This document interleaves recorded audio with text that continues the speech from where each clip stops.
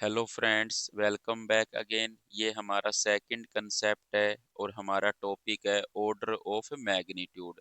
Means order of magnitude क्या होता है कि कभी कभी हमें कोई मेजरमेंट दिया होता है, तो हम उसको नियर बाय 10 की पावर में लिख करके, और जो 10 की पावर में जो वैल्यू होती है वही हमारा ऑर्डर ऑफ मैग्नीट्यूड होता है।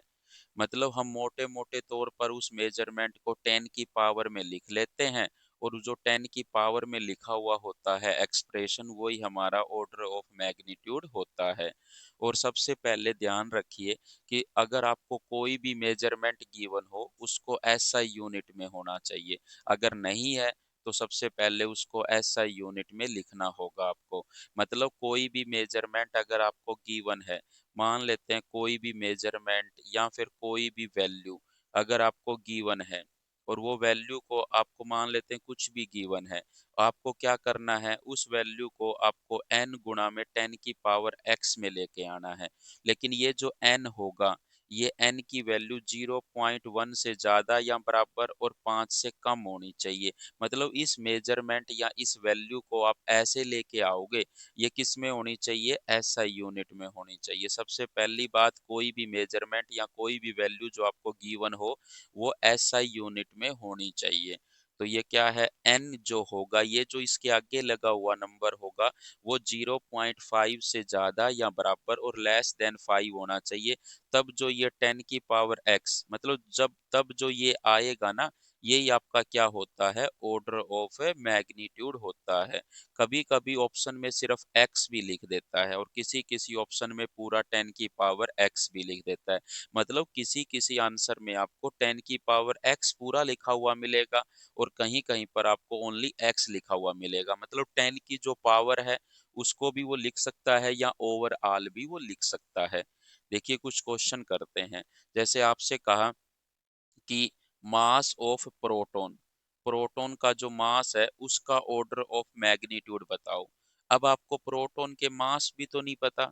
अगर पता है तो लिखिए 1.67 इंटू 10 की पावर माइनस 27 kg, ये आपका प्रोटॉन का मास होता है। इसका देखो भाई, ये जो देखो, ये तो डायरेक्ट लिखा गया है, ठीक है, आपको मेजरमेंट दे दिया। अब देखो, या तो ये मास ऑफ प्रोटॉन डायरेक्ट दे देता भाई, इसका बताओ, या फिर इसने ऐसे कह दिया the order of magnitude of mass of proton. तो अब कैसे करोगे, इसका मतलब आपको मास भी पता होना चाहिए, जो वैल्यू आपके याद करने वाली है वो याद भी होनी चाहिए आपको। तो प्रोटॉन का मास कितना होता है, 1.67 इंटू 10 की पावर माइनस 27 किलोग्राम।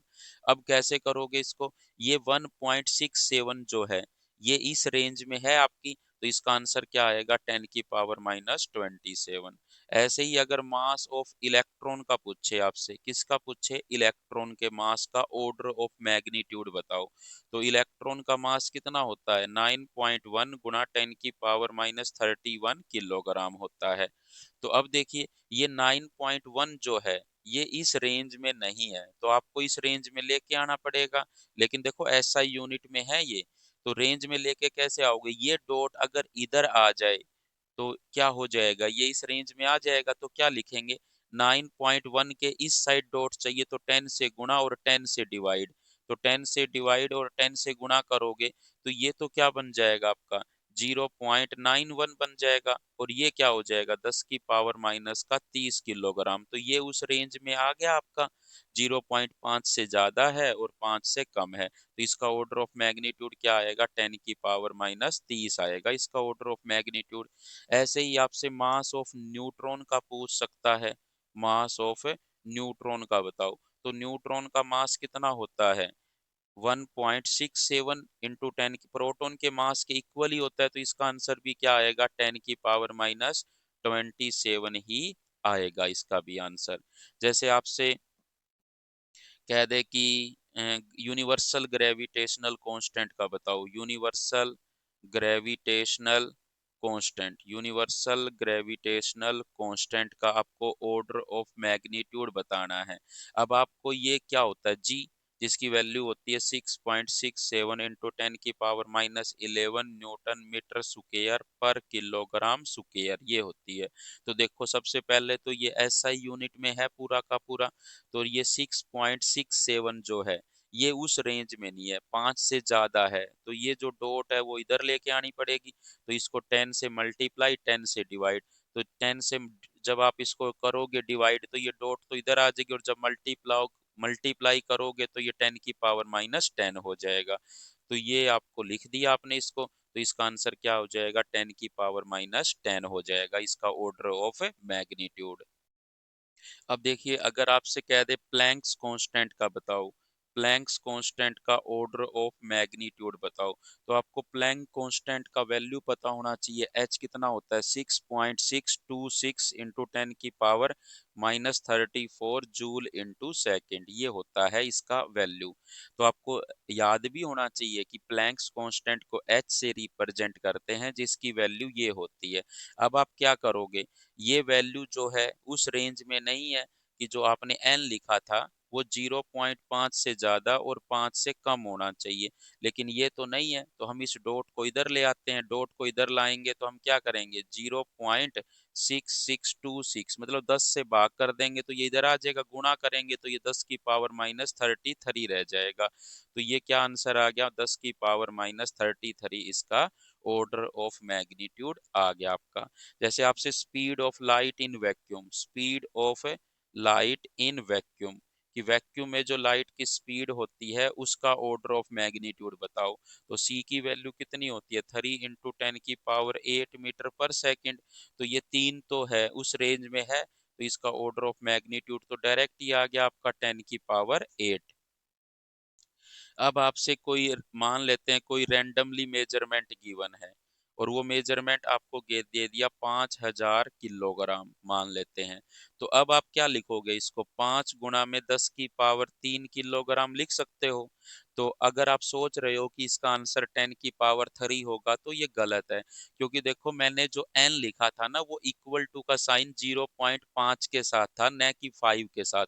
तो आपको इसको 0.5 लिखना पड़ेगा। तो इसको 10 से भाग करोगे तो ये 0.5 हो जाएगा, और जब गुणा करोगे तो ये 10⁻4 हो जाएगा। तो इसका आंसर क्या आ जाएगा, 10⁻4 इसका एक्यूरेट आंसर होगा। ऐसे ही अगर आपको कोई भी अनदर मेजरमेंट गिवन हो कि 5 × 10⁻²mm, ये मिलीमीटर गिवन है।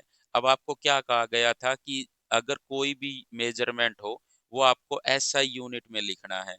तो 5 × 10⁻², एसआई यूनिट में मीटर को क्या लिखोगे, मिलीमीटर। ये मिली हटाओगे ना आप, मिली जब हटता है, तो हमने बात करी थी कि जब मिली हटता है ना तो सेम वैल्यू यूज करोगे। मिली हटा है तो 10⁻³ आ जाएगा मीटर। अब देखो मीटर क्या होती है, लेंथ की एसआई यूनिट होती है, इसलिए आपने मीटर में लिखा। तो 5 × 10⁻⁻1, ये क्या हो गया, मीटर। तो अब देखो ये 5 जो है हमें 5 नहीं 0.5 करना पड़ेगा इसको। तो ये जो 10 है ये 5/10 गुणा में 10⁻0 लिख सकता हूँ। तो ये 0.5 गुणा में 10⁻0 मीटर, तो इसका आंसर 10⁻0 आएगा। क्या आएगा, 10⁻0, या फिर सिंपली जीरो भी लिख सकता है ऑर्डर ऑफ ए मैग्नीट्यूड आपका।